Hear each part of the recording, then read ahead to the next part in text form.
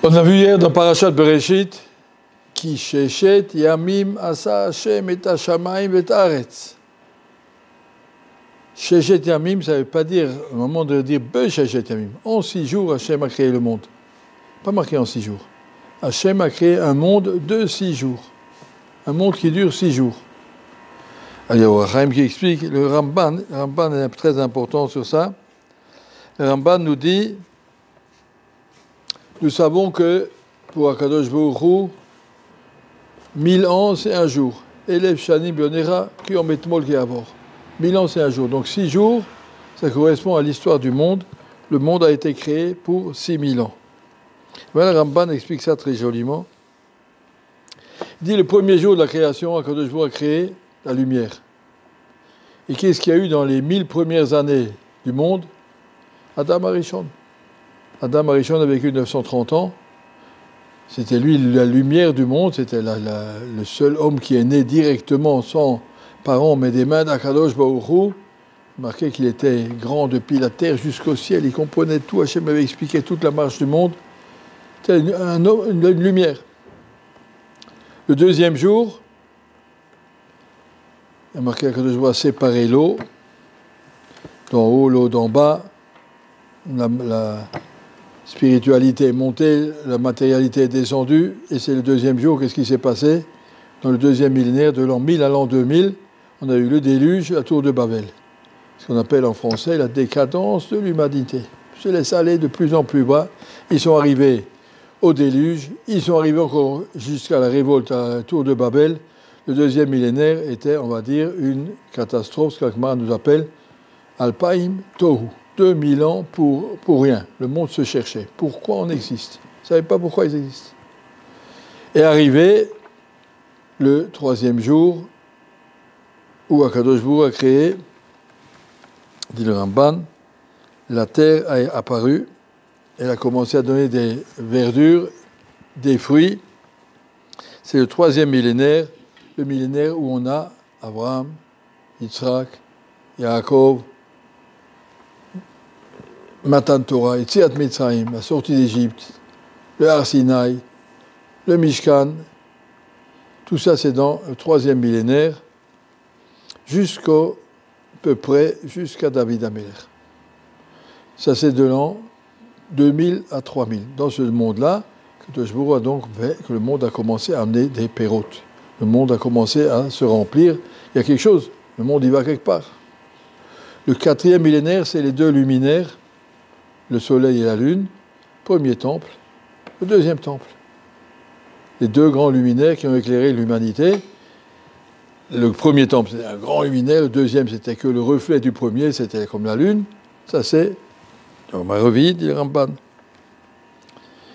Et on sait que le deuxième temple a été détruit.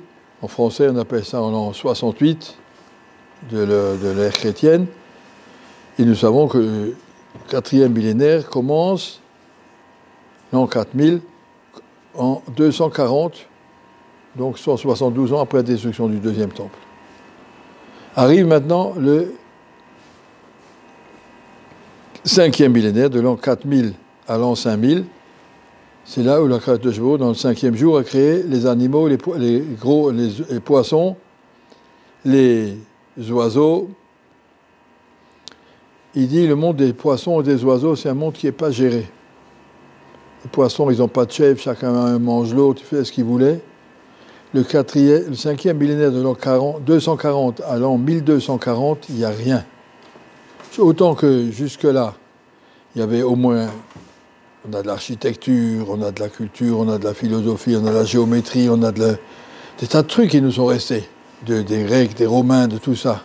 Mais de l'an 240 jusqu'en 1240, c'était le monde des Ostrogoths, des Visigoths, des barbares. Il n'y avait rien. Pas de chef, pas de roi, pas d'empire. Bon, on avait Charlemagne, un petit peu Clovis, je ne sais pas ce qu'on avait, mais rien qui est resté. On n'a pas d'écrit, pas de musique, pas de rien, aucun souvenir. Il ne s'est rien passé. C'était une période, le cinquième millénaire, c'est un millénaire un peu perdu. Même dans la Torah, chez nous, le chasse a été écrit à peu près à ce moment, au début du cinquième millénaire, mais après, il n'y a plus rien. On a des Géonim qu'on n'a pas gardé de livre. On arrive juste à Rashi qui termine le 5e millénaire. Et là, ça commence. À partir de 1240 jusqu'en 2240, c'est notre signe millénaire actuel, on vit le 6e millénaire. Le 6e millénaire, c'est le monde où Akadosh Baruch Hu a créé l'homme, a créé les animaux, a créé les structures, le monde a ressemblé à ce qui ressemble aujourd'hui. Ça, c'est le 6e millénaire qu'on est en train de vivre et qui se termine donc par la création de l'homme. Pour le Ramban, c'est le Mashiach qui doit arriver dans le 6e millénaire et qui va introduire le Shabbat. Le 7e millénaire, Yom Shekula Shabbat. Ça, c'est marqué dans le Ramban, ça vaut la peine de le lire. Le Ramban explique que le 7e millénaire, c'est le monde du Shabbat, le monde de la perfection, le monde où Akadosh Baruch Hu n'a plus bien besoin d'intervenir. Yom Shekula Shabbat Umnuchal Chaye Olamim, un monde complètement spirituel. Mais on n'est pas là. Le Mashiach doit venir avant l'an 6000 pour préparer le monde à ce Olam Haba. C'est pas la même chose. Il y a le Mashiach, et après il y aura le Olam Haba. Le Mashiach, c'est dans ce monde-là, dans notre monde matériel, dans notre 6e millénaire. Il nous reste maintenant encore combien 200, on est en 5784, encore 216 ans pour que le Mashiach termine tout. Et là, il y a une ajoutation du Gaon de Vilna. Le Gaon de Vilna nous dit le 6e millénaire a 10 siècles, comme tous les millénaires. Et le Sefer Dvarim a 10 parashiot. Et chaque parasha du Sefer Dvarim correspond à un siècle du 10e millénaire. Vous regardez, par exemple, les matins de Torah dans Parashat Vaïtranan, ça correspond au siècle du Beth Yosef, du Shulchan Aruch. Et c'est on a demandé au Gaon de Vilna où c'est que tu es marqué. Il leur a dit, Even Shema Bated avec Parashat Kitet, c'est chaque siècle. Et là, ils ont demandé quel est le siècle où on est maintenant. Quel parasha? Parashat Vayeler. Nisaïm Vayeler, c'est la 8e, 7e millénaire. Dans ce parasha, il dit, j'ai entendu ça de Rabbi Weintraub, il dit, il y a un pasouk qui correspond exactement à notre situation. Re'u ata, dans le début de Azinu, Re'u ata, ki ani anihu, ani amid va'achayev en miadi matzil. Vous pouvez voir, il y a Kadosh Baruch Hu, maintenant vous allez voir à travers tout ce que je vous ai montré dans le monde, tout ce qu'on est en train de vivre dans les événements de cette dernière semaine, qui ani anihu. C'est moi seul qui gère le monde. Ve'en adi matzil, personne ne peut me fuir. Ani amit va'achayev. Machat sibani erpa.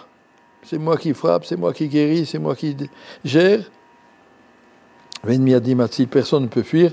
Ça, c'est le pasouk qui correspond à notre situation actuellement. Ça, c'est notre pasouk. Ça, c'est notre paracha.